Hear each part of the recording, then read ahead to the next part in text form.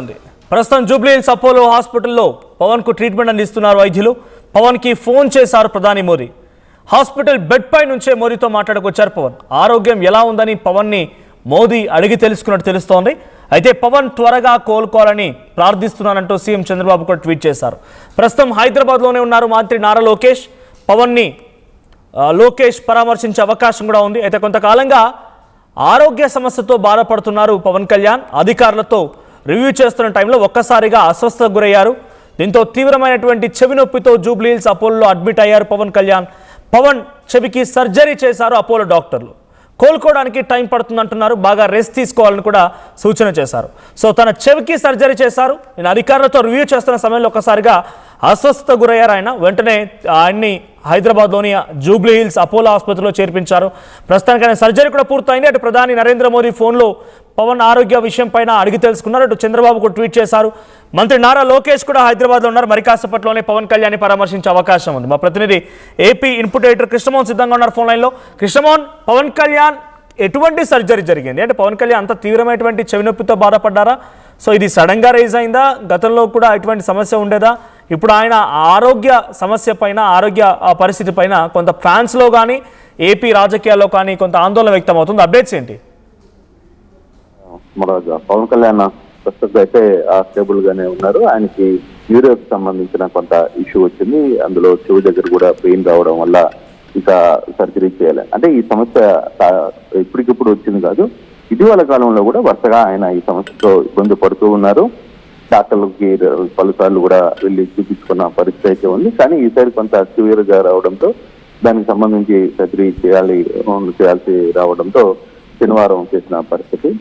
So ఇప్పుడు రాత్రి నిన్న పవన్ కళ్యాణ్ కి సంబంధించిన ఆరోగ్య పరిస్థితిపై మోడీ, ప్రధానమంత్రి మోడీ, అలాగే చంద్రబాబు వీళ్ళందరూ కూడా ఇప్పటికిప్పుడు వాకప్ చేసిన పరిస్థితిని మనం చూస్తున్నాం. ఫోన్ లో కూడా స్వయంగా మాట్లాడారు. ఆయన ట్వీట్ కి కూడా పవన్ కళ్యాణ్ రిప్లై ఇచ్చిన పరిస్థితి ఉంది. మరోవైపు యువనేత మంత్రి నారా లోకేష్ కూడా హైదరాబాద్ లో ఉన్నారు కాబట్టి ఆయన కూడా వెళ్ళి పరామర్శిస్తారనే ఒక సమాచారం అందుతోంది. బహుశా అది ఏ టైంలో వెళ్తారనేది చూడాలి. ఒకసారి ఆయనతో కూడా మాట్లాడే ప్రయత్నం చేస్తారనేది. అయితే కొంత నిన్నంతా పవన్ కళ్యాణ్ కి సంబంధించిన ఫ్యాన్స్ కావచ్చు, అభిమానులు కావచ్చు, కార్యకర్తలు కావచ్చు, వాళ్ళందరూ కొంత ఆందోళన చెందినప్పటికీ బట్ బాగుంది, సేఫ్ గా ఉంది అనే ఒక సమాచారంతో వాళ్ళందరూ కూడా రిలీఫ్ అయ్యారు. అయితే కొంతమంది అభిమానులు ఇప్పుడు కాకినాడలో ఆయుష్ హోమం కూడా చేస్తున్నారు. కొందరు పూజా కార్యక్రమాలు చేసే ప్రయత్నాలు చేస్తున్నారు. ఆయన ఆరోగ్యం మెరుగ్గా ఉండాలనే ఒక తపనతో కొన్ని దేవాలయాల దగ్గర ఆ పూజా కార్యక్రమాలు కూడా నిర్వహిస్తున్న పరిస్థితి ఉంది. కానీ మొత్తం మీద పవన్ కళ్యాణ్ వ్యవహారంలో ఎటువంటి ఇబ్బంది లేకపోవడంతో ఫ్యాన్స్ కూడా కొంత హ్యాపీగానే ఫీల్ అవుతున్నారు.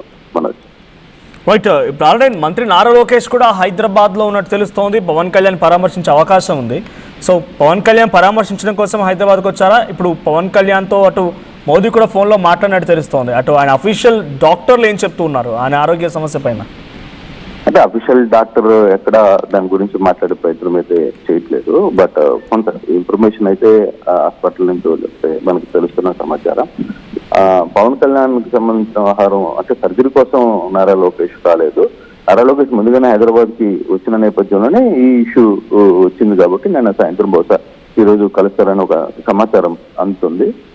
హైదరాబాద్ లోనే ఉన్నారు కాబట్టి కలుస్తారు. మళ్ళీ సాయంత్రం హైదరాబాద్ నుంచి మరోవైపు తమిళనాడు ఎన్నికలకు కూడా చంద్రబాబు 2021 వెళ్తారని సమాచారం వస్తున్న నేపథ్యంలో ఎన్డీఏ కూటమికి మద్దతుగా లోకేష్ కూడా వెళ్తారా ఏంటి అనేది కూడా ఒక ఇష్యూ నడుస్తోంది. బట్ రేపు 20వ తారీఖు చంద్రబాబు బర్త్డే ఉన్న సందర్భంగా కూడా కొంత ఈ యాక్టివిటీ కొంత మార్పులు చేర్పులు జరుగుతున్నాయి. కానీ ఈ రోజు సాయంత్రం లోపల పవన్ కళ్యాణ్ ని నారా లోకేష్ గారు పరామర్శిస్తారు అనే సమాచారం అయితే తెలుస్తోంది. బట్ ఎన్ని రోజుల పాటుగా రెస్ట్ పడే అవకాశం ఉంది? బాగా రెస్ట్ తీసుకోవాలని డాక్టర్లు సూచించారు.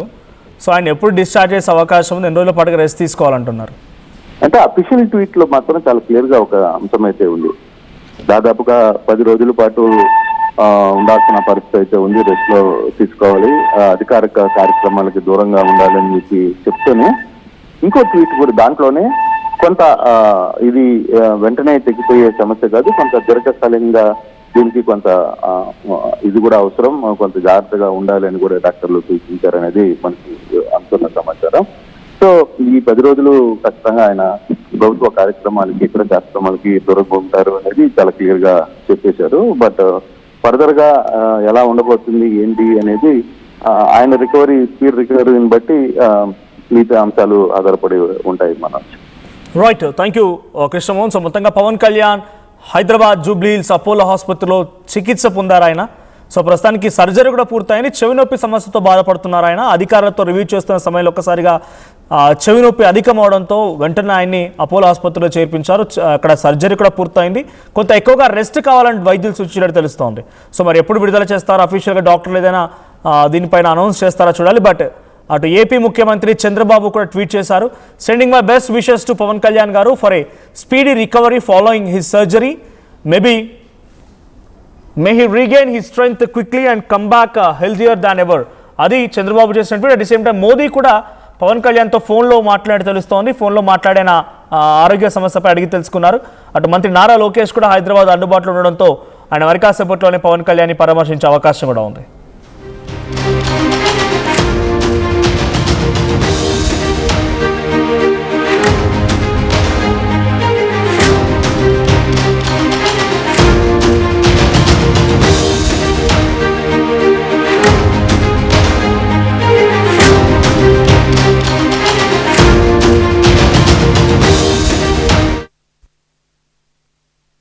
ఆభరణాల బిఏ ఛార్జీలపై 50% తగ్గింపు.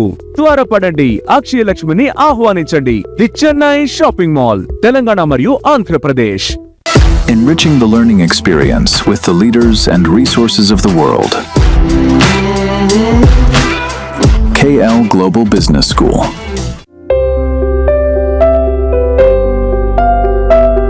చిన్న చిన్న ఆనందాలు 35 ఏళ్లుగా నా జీవితంలో లేవు. 35 ఏళ్లుగా నేను డైపర్లలో బ్రతికాను. 6 సెంటీమీటర్ల ఫిస్టులా నా మూత్రాశయంలో లీకు కారణమైంది. ఎవరూ నాకు సహాయం చేయలేకపోయారు. ఏఐఎన్యూలో వైద్యులను కలిసే వరకు. అక్కడ వారు రోబోటిక్ శస్త్రచికిత్సతో నాకు పరిష్కారం ఇచ్చారు. వారు నా ఆత్మవిశ్వాసాన్ని కూడా తిరిగిచ్చారు. Precision care makes it possible. The Center for Robotic Surgery at AINU